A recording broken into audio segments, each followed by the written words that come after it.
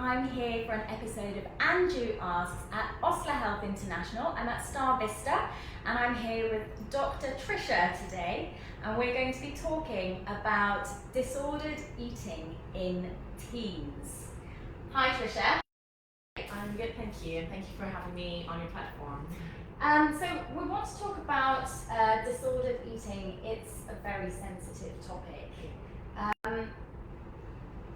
There are lots of terms that people would have heard about: anorexia, bulimia, binge eating. Those are quite common terms that people may have heard, but I think disordered eating covers sort of more than that. Can you tell us what is actually a definition of disordered eating?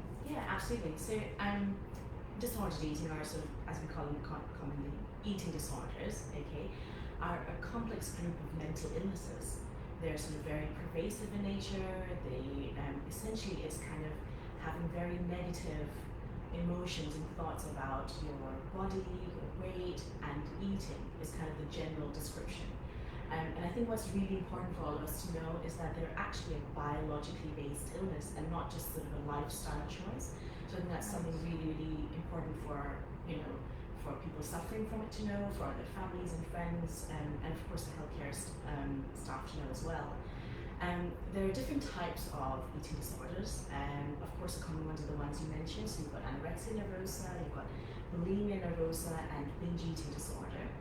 There can be other eating disorders which don't quite fit that criteria of the full definition of those three top ones. But they can have such a huge impact on your day-to-day life and sort of normal functioning of an individual that they would still be classified as an eating disorder. And even things like anorexia nervosa may sort of have an overlap picture with kind of the binge eating and purging side of bulimia, which we'll talk about a little bit more. So that's another kind of subset of anorexia nervosa as well. Right, so maybe you can just tell us, just define what those are for people who maybe don't know exactly what defines those. Anorexia. Yeah, so anorexia is essentially, you've got a few components to it. So it's kind of this pursuit of thinness. So you typically see somebody who's anorexic, who suffers from anorexia nervosa with being on the lower weight side, possibly underweight. It's this kind of fear of being fat, this kind of intense fear of weight gain, which leads to behaviors that kind of are sort of restricting your calorie intake, excessive exercising, or even sort of using even sort of some purging mechanisms like making yourself sick or using laxatives to kind of get rid of what you've eaten. And it's essentially real intense fear of weight gain. So that kind of pursuit of thinness is what anorexia nervosa is. So it's all about body image. It's all about body image, exactly. So it's kind of a distorted way. So individuals suffering from it sort of look at their perception of their body image is very much distorted and different to how other individuals might see them. Right. So that's kind of the essential part of anorexia nervosa. Whereas bulimia nervosa, so bulimia is where these individuals suffering from it will have a certain period of kind of binge eating, where they just lose all control for that binge eating for that period of time. And that then is followed by a compensatory behavior. So that's a really critical part of this diagnosis as well. And the compensatory behavior is to get rid of all that binge eating they've done. So again, sort of making yourself sick, or using laxatives. Again, that kind of excessive exercise, or even kind of just fasting for a few hours, or fasting for skipping a few meals to kind of compensate that binge eating that they've done. And following from that is this binge eating disorder. So it does overlap with bulimia, but the main key difference in binge eating is that, again, is that kind of loss of control over that period of when they're binge eating. Right. But people who suffer from this do not have those compensatory behaviors, so they don't go and make themselves sick. They don't kind of, are using laxatives or sort of doing excessive exercise. And we tend to see people who suffer from binge eating tend to be on the higher weight side, right? As compared to the other two categories. So bulimia is usually kind of, you would expect a normal-ish weight, maybe underweight sometimes, and anorexia is definitely more on the underweight side. And I think something for us to know is that a lot of us do overindulgence at a dinner, at a Christmas dinner or so, for example. And the key point with binge eating in any of these disorders is that overindulgence that we do at a dinner or at a celebration is enjoyable. Whereas this binge eating is really not enjoyable for these individuals. It's actually really quite distressing, and it can really be quite shameful for them as well. So that's, I think, something really important for us to know. Yes, absolutely. There are a couple of other terms that are connected with eating disorders. Orthorexia. So orthorexia is another one. Now orthorexia has been more of a newer term, a newer kind of disorder that's being sort of put out there. Essentially, with orthorexia, it's all about kind of individuals very much focused on having healthy, clean, pure bodies, and only having that kind of healthy, clean, pure food being put into their bodies. So some individuals with orthorexia tend to go into the anorexia nervosa and tend to overlap. But I think the intention behind each disorder is really key. So the intention behind anorexia is this kind of pursuit of thinness and wanting to be thin. Whereas with orthorexia, it's very much about having that healthy, clean, pure body. So it may be on the lower weight side, but it is about the intention. Now, just a note on orthorexia. So orthorexia is not really classified as a medical illness at the moment, although a lot of us clinicians do see it coming, with individuals suffering from it. But there's no full criteria, and it's not really classified as an illness. It would probably fit in more in the different kind of eating disorders. So it's more about an extreme kind of restriction on your diet. And ARFID, ARFID, that's another one, avoidant restrictive food intake disorder. So that's, again, where people are sort of very restrictive. Where is the line between a picky eater and when it becomes a disorder where you need to seek out help, treatment? I mean, I think, of course, we all go through phases of picky eating, and especially with children as they're growing, they're going through so many changes in their body and their physical, emotional development. So picky eating does tend to happen. I think the main thing with kind of deciding whether it's just a phase or for picky eating or whether it's an actual disorder is how disruptful is it for their life. So like for their day-to-day functioning, if they're just consumed with this idea of food and weight and kind of what am I doing, and that's all they think about, and it's really affecting their other aspects of their life, I think that's where it really does start to become quite a big concern. So would you say that's the main warning sign? When you notice a change in their behaviour towards food, meal times, eating with other people, and it's affecting their whole day, not just when they're sitting down to eat? Yeah, absolutely. So I mean, obviously it's a spectrum of the way the illness itself progresses. So initially you might not see that as the first thing, as they're sort of being triggered into developing this illness. But of course, as the illness progresses, what we see is that kind of huge impact, and that just being consumed by this kind of food, weight, body shape, body image, and that's kind of all that they think about. It's an obsession. It's an obsession, essentially. Exactly. So that's behavioural warning signs. What about physical warning signs? What should you be looking out for if you think this is going on at home? So, I mean, physically, I think there are a few things we can be looking at. So, again, eating disorders, because there is such a huge range of different eating disorders, weight is one thing that we obviously do look at. For people who suffer from anorexia, do tend to be on the lower weight side, so this kind of rapid weight loss, or if they're trying to wear baggy clothes and they're trying to just hide their body, and that kind of hide that weight loss behind those clothes is really important. Whereas people with bulimia and binge eating may not really show that drastic weight loss. So the other physical signs is kind of looking, how are they in terms of their overall health? Do they complain of kind of dizziness? People with bulimia or people who exercise that kind of purging, they complain of a lot of gut-related symptoms, this kind of heartburn, acid reflux, seeing the GP for these, odd little things, and even going to the dentist often. So, that kind of purging and making yourself sick will really erode your teeth, having frequent dental visits. And even at those visits, they may not actually say that the problem is, a food-related problem or a weight-related problem.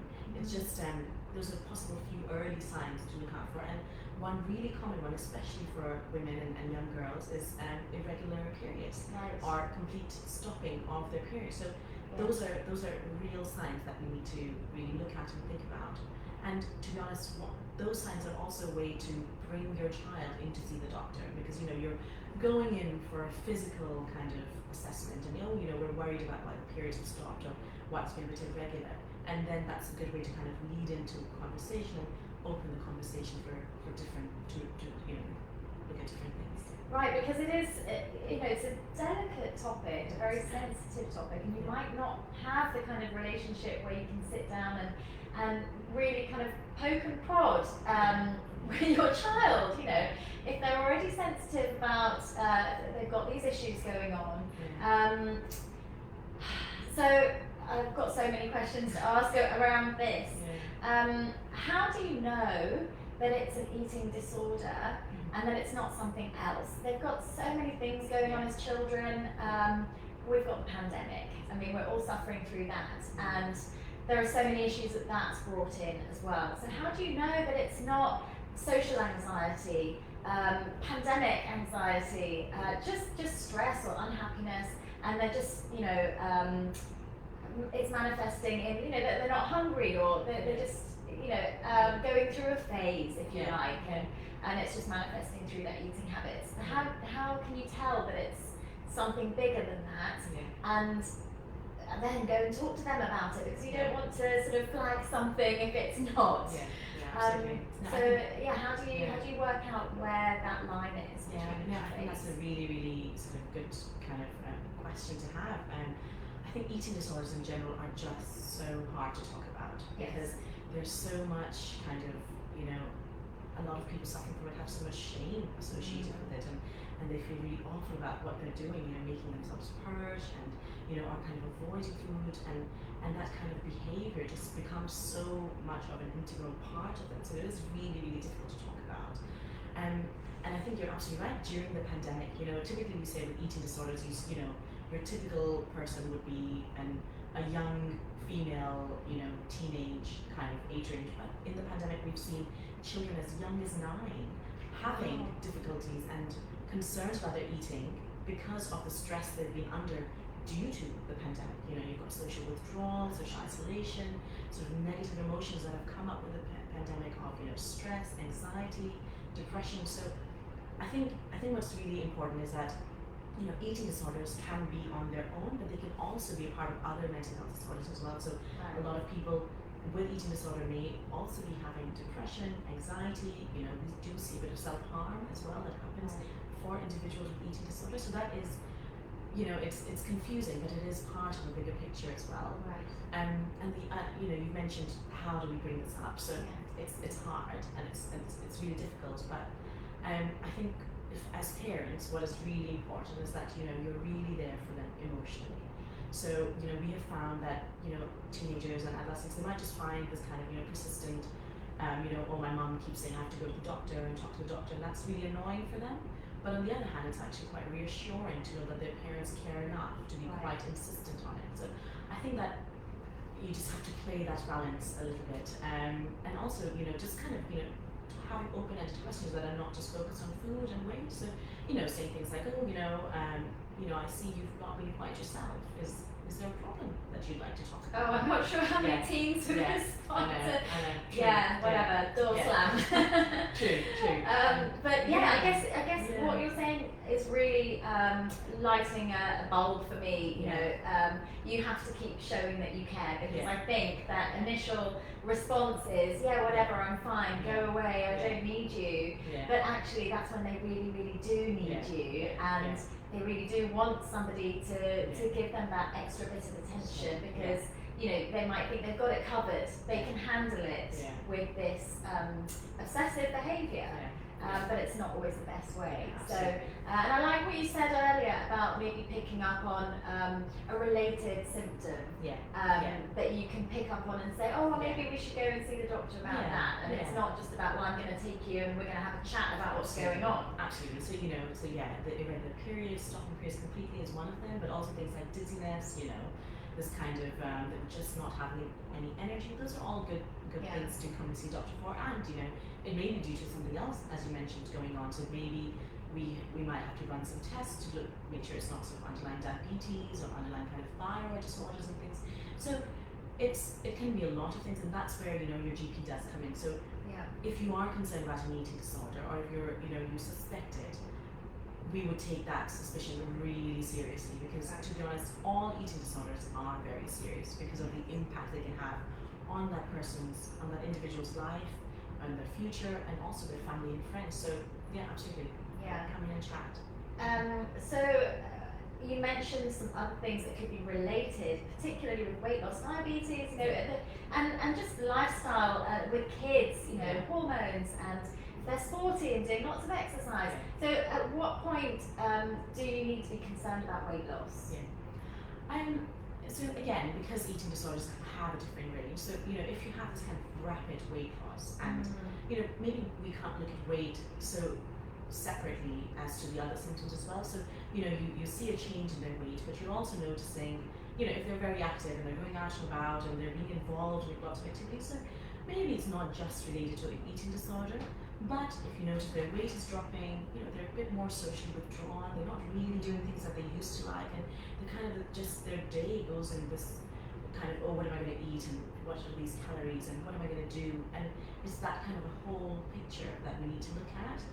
So that's probably just something a bit more to think about, and kind of see them as a whole, rather than just focusing on the weight, because like in bulimia nervosa, binge eating, the weight may not actually be very low, but there is an underlying illness that needs to be managed and treated really. Okay, so we've pieced together the picture with their behaviour and their mood and their physical symptoms perhaps. We think there's something going on, and we've had a chat with the child, and it would be great to come and see the GP to have a little look at what's going on. What about school? That's the other big factor. Aside from home, our children probably spend more time at school. So is it worth having a dialogue with school beforehand, before coming to see the GP, just to see if they've noticed anything? Is that part of piecing the picture together? Or is that something once you've sort of established and had a chat and working together with school, or how does it, what do you suggest? Absolutely. I think when we're looking at somebody as part of their whole life, we can't just be focused on what they're doing at home. So I think school is a huge part, because as we were chatting earlier, school forms so much of young people's lives. So and they spend so much of their time there. So definitely, I think school is a good place to kind of either get more information if we're not quite sure what's going on at home, and we suspect it. So finding out what they're doing at school is really important. And a lot of children will have sort of people they can confide in at school. So maybe a teacher that they really like to talk to and feel open to, and feel that they can confide in. The school nurse might be a good idea, because if they're making frequent visits to the school nurse, complaining of stomach pain, vomiting, and kind of it's just been very frequent. Those are all good things to pick up from the school as well.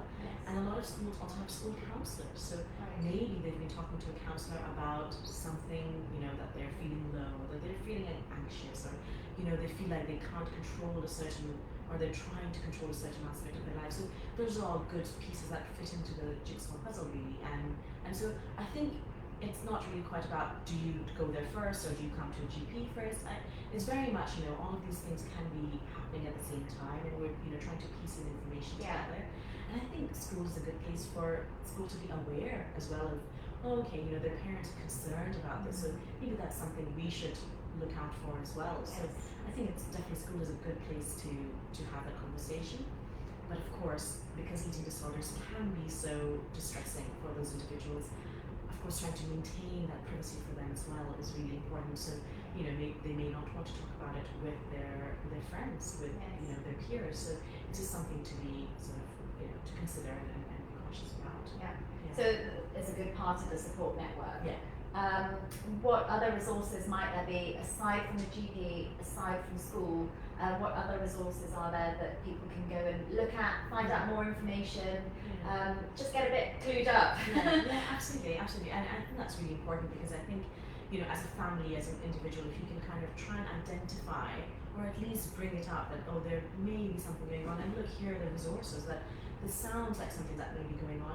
Maybe that teenager, that individual may be more amenable to kind of coming in, opening up a bit more, and saying that, hey, there are other people who go through this as well. So I think a few good resources, so a few good online resources. Pandemic has shown us how great the online world can be if used well. So there's a charity in the UK, beat.org, and they have really good information focused for youth and teens that are undergoing or experiencing these symptoms. So that's where to get a lot of good information. For parents, actually, there's a really good international website, modestlyparents.org, and it's very much focused on what the parents can do and how they can support them throughout this journey of kind of diagnosing, investigations, and kind of the management of it as well. Because the treatment for eating disorders takes a while to really happen, and with early treatment, we know that there is better outcomes in terms of long-term recovery and also just long-term management of their illness as well. But for parents, it can be quite hard. As you said, what do I even tell them? What do I even say? So modestlyparents.org is a really good website to kind of for parents to have a look at. Perfect. Yeah. We'll definitely add those resources into the post. Yeah. I think that's all we've got time for. Thank Lovely. you Well, thank you so very much. much. It's been really insightful, and I hope that lots of parents will have got somewhere to start and what to look for at home. But if you do think that something like that's going on, Dr. Trisha's here. Come and book in a consult, reach out for help. She's at the Star Vista branch of Osler Health International. Thanks very much. Thank you.